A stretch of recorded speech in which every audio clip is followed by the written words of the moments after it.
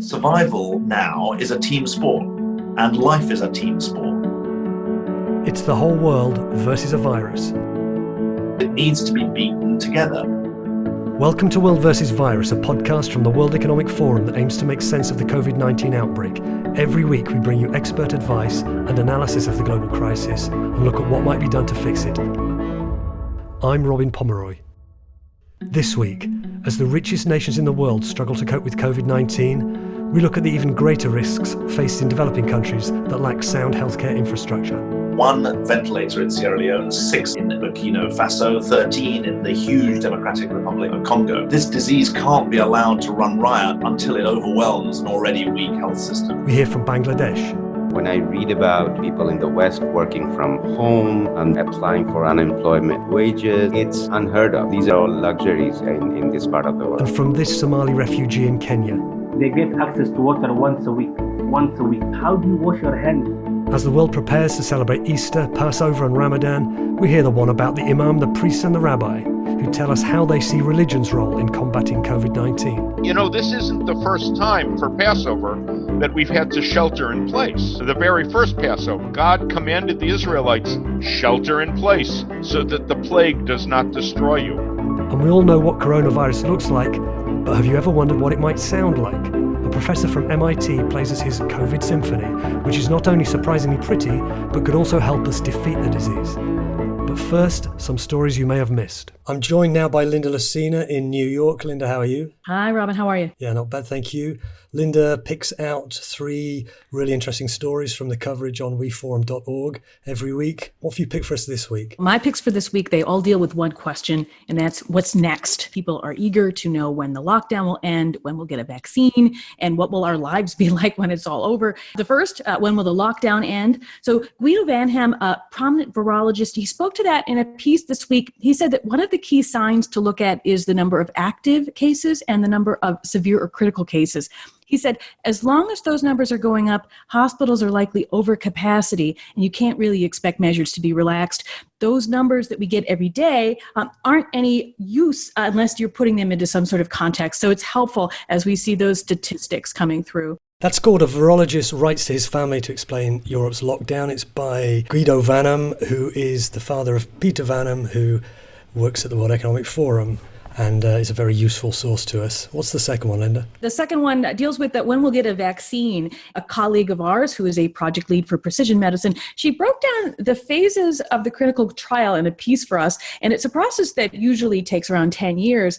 But thanks to efforts by governments and industry leaders who are expediting efforts, we could get a preventative option in record time, possibly even next year. That one's called Why a Coronavirus Vaccine Takes Over a Year to Produce and Why That Is Incredibly Fast. What's the third story you've picked, Linda? And I think everyone is wondering what life is going to be like when this is all over. And the editor of HuffPost Japan, he wrote a really interesting essay for us tackling that very question. And he was talking about how Japan has already changed a little bit thanks to the virus, with more companies than ever allowing remote work and families divvying up household work in ways that they never had before. He had a really fascinating statistic in the piece that said that wives in Japanese couples spend around 263 minutes on chores each weekday, and husbands spend only 37 minutes. And he said these numbers were kind of already changing in the day-to-day. So if you are wondering what life might be like after Corona, you can look at some of the new habits and patterns that you're building now, because those are likely to have some really long-term implications. The story is called How Can We Prepare for the Post-Coronavirus Era? A View from Japan. All of those 3 stories are live on our website, weforum.org. Linda, thanks very much. All right, thanks so much, Robin. I'm joined by Anna Bruce Lockhart. Hi, Anna, how are you? Hello, Robin. I'm fine, thanks. How are you? Fine, thank you. You spoke to someone who knows a lot about how the COVID-19 outbreak is affecting the developing world. Who was your guest? It was David Miliband. He is the president and CEO of the International Rescue Committee. He and his teams are committed to protecting vulnerable populations in refugee camps, especially in the developing world. Let's hear what he has to say. If you think it is really terrifying to face the prospect of COVID in an advanced industrialized country, if you're worried about ventilators in New York City, if you're concerned about the health system in Italy, just imagine what it's like to face the prospect of a virus where there isn't running water, where there isn't a proper health system, where densities of population are not just the 25,000 people per square mile that New York City has, but the 40 to 70,000 people per square kilometer that are packed in to Cox's Bazar in Bangladesh, where there are 1 million refugees from Myanmar. So our concern is with using the gift of time that we have in regions of Africa, in the Middle East outside Iran, in South Asia, in Afghanistan, Pakistan, where we know that the disease has not yet hit with full force to do the preventative work. Because if we don't get the prevention right, there isn't the health system to take care of people, and there's going to be death on an absolutely appalling scale. We now know that the disease is being recorded in the world's conflict hotspots. It's being recorded in Syria, it's spiking in Afghanistan, it's being seen in Somalia, the conflict zones of the world, which in the main have the worst health systems and the greatest danger to public health, and now seeing recorded cases of the disease. So we're talking a matter of weeks before this disease, if unchecked, becomes really rampant. So Anna, you asked David Miliband about international aid. Well, we were talking about how the United Nations has been calling for $2 billion in humanitarian aid to help tackle the outbreak in developing countries.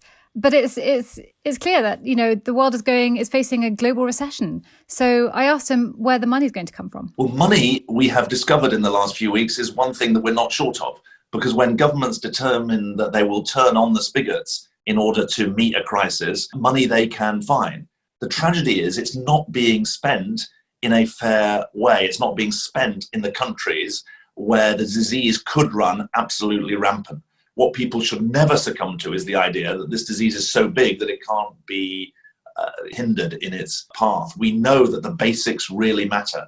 And for want of hand washing, the disease takes root. For want of triaging, the disease affects a whole family. For want of an isolation center, the disease hits a whole community. And that's what we're fighting at the moment. I asked him if he could tell us a little bit about the state of healthcare infrastructure in developing countries. I really want to call out to people what it means to lack a health infrastructure. 1 ventilator in Sierra Leone, 6, I believe, in Burkina Faso, 13 in the huge Democratic Republic of Congo. There's a very clear lesson in this, that universal health coverage is a million miles away for the people that we're talking about. But also that this disease can't be allowed to run riot until it overwhelms an already weak health system. David Miliband used to be British Foreign Secretary, so he has a good idea of how the international community tends to react to global crises. What did he say about the international response to COVID-19? He said that this was a problem facing the connected world. And he was very interesting on the matter of the coordinated international response. It's risible that the countries of the world are not able to come together in the face of a global pandemic. And I think it's right for us as citizens to say that, yes, the scientists need to be connected, but the politics needs to be connected as well. This is not a time for global political game playing. It's not a time for geopolitical point scoring. It's a time for protecting humanity. And I am very concerned that the wrong lessons are being learned. We cannot live in a world of a network of fortresses, that phrase of Yuval Harari. We've got to live in a world where the common elements of humanity are properly recognized. And I think it's time to call out the short-sightedness, the myopia that is governing too much of this response, because it needs to be beaten together. Survival now is a team sport, and life is a team sport. And it's time that the governments of the world showed that they understood that. David Miliband was talking to Anna Bruce Lockhart, and you can hear an extended version of that interview on our website. Anna, thanks very much. Cheers, Robin. Lockdown isn't easy for anybody, but what about Bangladesh, a country no bigger than New York State, with a population of more than 160 million people? Many of the poor live in slums, and there's something like 1 million people who fled neighbouring Myanmar, packed into the Cox's Bazar refugee camp. I spoke to Asif Saleh, who runs BRAC, a big non-governmental organisation, down the line from the capital Dhaka, just a few days into a national lockdown that he said would fail to keep people at home. He told me 90% of workers there are in the informal sector, and most would have no choice but to go out to seek a living. The people who are getting hammered by this, your day laborers who actually depend on the local economy to make their living. When things are closed, people are not out in their street, the rickshaw pullers, the van drivers, small businesses. It's happening at a time when our New Year celebration is about a week and a half away. Ramadan is starting, the biggest celebration is about a month and a half away. And so the daily wage laborers and others, they're all getting absolutely nothing. And there's also a vast group who are sort of domestic workers. So with the COVID-19, then they are being asked not to come. We don't have health insurance. We don't have sort of social protection in this part of the world. So that means that you don't have any safety net to fall into. And when I read about people in the West working from home, applying for unemployment wages and other things, it's unheard of. These are all luxuries in this part of the world. So how is a rickshaw driver or a van driver going to survive? How are they going to feed themselves and their families? They can't. They absolutely can't. So unless the government comes forward or other groups comes forward to provide them emergency cash assistance, like we have from our organization, those are the things that need to be in place if we don't want them to be starving. So oftentimes in countries like ours, because you don't have these kinds of social protection in place, if you don't pair up economic support or assistance with the lockdown, it's not gonna work. And for countries like ours, the government cannot afford this. In Bangladesh's case now, you have a major impact on the garment sector. 83% of Bangladesh's exports actually come from garment. The factories are planning on shutting down. The government just announced a bailout, but that's only for up till June. Another big pillar of our economy is migrant workers who actually send back the remittance money. So that also saw a steep decline. It has not only just the poor and the low income, now even the middle class is also feeling the pinch. Another peculiarity about Bangladesh, but it would be fairly normal in many countries, intergenerational households. This is seen as one of the reasons that Italy was hit so hard, is you've got whole families from very young children through to grandparents or great-grandparents living together. That's an extra risk for you. Yeah, absolutely. And it's culturally very, very difficult to do social distancing. It's a very small country. It's the size of New York, but the population is almost 2/3 of the US. So when you think about that, then the idea is non-existent. We have slums which are so densely populated. 60% of Dhaka's population actually lives in slums as well. You also have a lot of refugees. It's a huge worry because, that's the largest refugee camp in the world right now. It's even more densely populated. So we have close to 800,000 people packed in 6,000 hectares of land. So if anything happens there, that is a very, very major worry. We need to think of something which actually works locally and figure out what works, engaging the community, changing their behaviors by intense engagement, campaigns, and other things. We need to figure out what is the best solution beyond shutting down the economy completely. When people are hungry, when people are starving, that often results into social incohesion, social unrest. That happens very, very quickly, right? So it can unravel very, very quickly in countries like ours. That was Asif Saleh, a member of the World Economic Forum's Young Global Leaders community. You can read his article, which is called "In Bangladesh, COVID-19 Threatens to Cause a Humanitarian Crisis," on our website, weforum.org. So what's it like as a refugee in the time of COVID? Mohammed Hassan Mohamud is a Somali who is living in the Kakuma refugee camp in Kenya, but left to seek work in the capital, Nairobi. He spoke to Max Hall. You said you left Kakuma 3 months ago. Why was that? I thought that if I come to Nairobi, I might be able to do something to support myself and to also support my family. Nothing has come through yet. This whole coronavirus just makes everything that much worse. The government policy is to have the refugees be in the refugee camp. So me being in Nairobi looking for a job, it's so risky for me and for my family. What do you mean by risk? Economic risk? Physical risk? Health risk? If I see the police, I have to run away. And, I cannot go to the health workers at the moment because people ask you, what is your status? What is your document status? Even though I grew up here and I've spent my whole life here, I'm not considered as part of this society. There's a curfew at 7 p.m. and the police are just walking around. And if they see you as a refugee, it's a whole another issue now. You ask yourself, if I get sick, where do I go? Because the hospitals, the police station, who do you report anything to? Because there's that fear. What will happen to me? Will I be deported? Will I be put in prison? People with refugee status, how are they able to access information? Are they getting information on the virus and how it affects them? So mostly what they hear is word of mouth. Someone tells them something. And especially now with this fake news, people, they have all of these ideas. People cannot clarify what is right and what is wrong.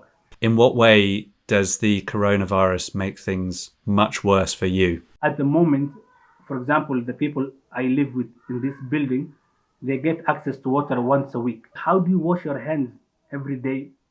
How do you buy even soap? The refugee community in Nairobi was relying heavily on religious leaders, for example.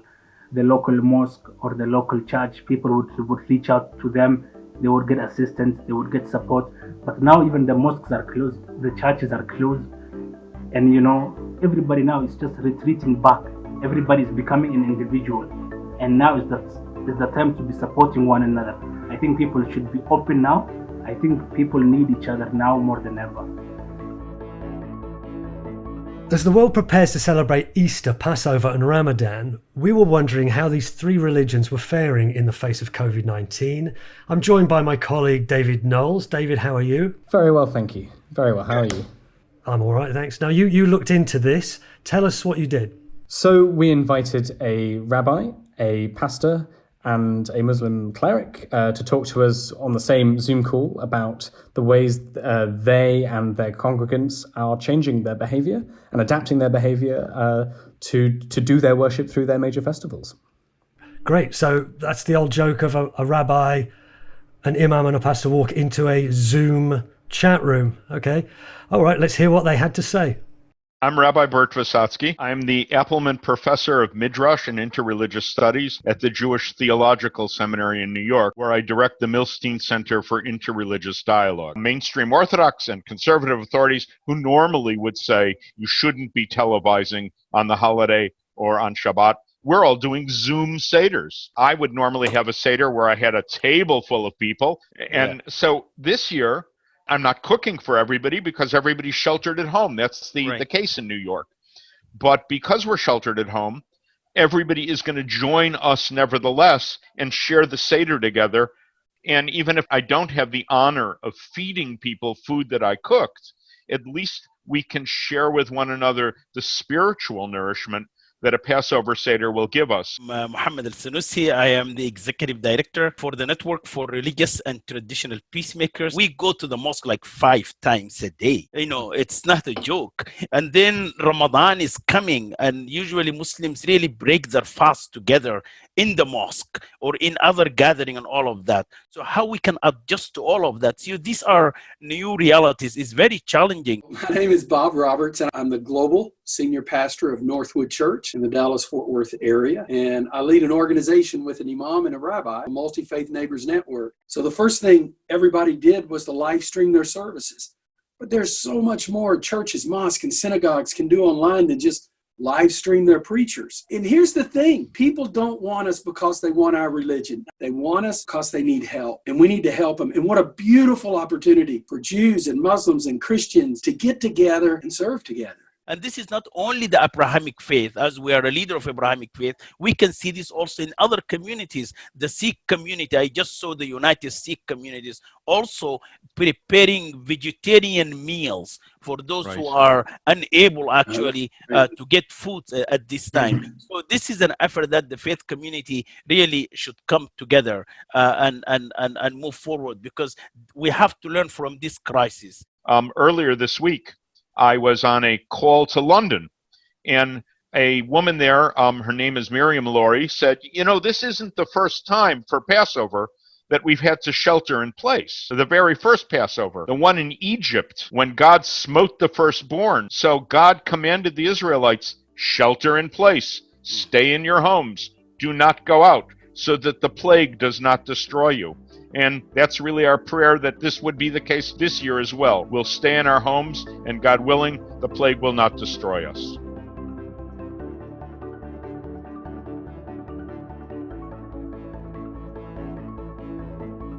That's almost all from World vs. Virus this week. You can find all our coverage of COVID-19 at weforum.org and follow us on Facebook, Instagram, LinkedIn, TikTok, YouTube, and on Twitter using the handle @WEF. And please subscribe so you don't miss an episode. Search for World vs. Virus on Apple Podcasts, Spotify, and most other good podcast platforms. Let's end on an up note. If you're looking for soothing music to help you through the stress and distress of COVID-19, you could do worse than this. It was created by Marcus Buller, a professor of engineering at the Massachusetts Institute of Technology. It's no simple piece of ambient music though. This is the very sound of coronavirus. Professor Buller assigned musical notes to the various parts of the spiky virus to create a kind of sound diagram of what makes up a coronavirus. The music is not only haunting, it might also have some serious scientific applications. Professor Bull explained to me exactly what it is that we're listening to right now. What you hear is a musical representation of the virus spike protein, which is the protein that affects the human cells, as sort of counterpoint music where many different melodies are overlaid in different rhythms to represent the structural arrangement of this particular protein. We're interested in finding new ways of modeling matter. We usually model matter by the position of atoms, but of course, if you think about materials at the nanoscale, you look at atoms, they don't actually look like they look in a chemistry textbook because atoms and molecules are continuously moving. So they kind of look like a vibrating string, actually. So we began to think about building models of materials through their vibrational spectra, and that led us to exploration at the musical side of things. That is something we have been thinking about, to use the knowledge of the nanoscopic vibrations as a way of actually disintegrating the structure. You can imagine this being the equivalent of the opera singer singing a tone when the glass breaks. You have seen those videos or those physics experiments where you have certain frequencies that actually excite the resonances in a structure which can break a macroscopic object.